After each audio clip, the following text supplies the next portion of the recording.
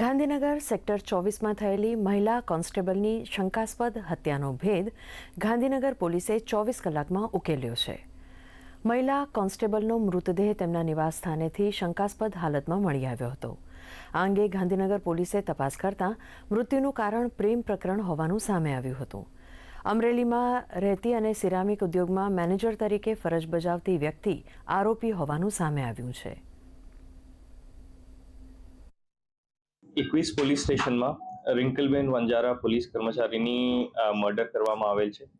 આ મર્ડરની તપાસ Gandhinagar police 8 ઘંટામાં bed ઉકેલ કરવામાં આવેલ છે અને અમરેલી પોલીસની મદદથી આરોપીની અમરેલી શહેરમાંથી ધરપકડ કરવામાં આવેલ છે. આરોપીનું નામ મોહન પારગી છે અને આ બંનેની વચ્ચે પ્રેમ સંબંધ હતા ઘણી લાંબા સમયથી.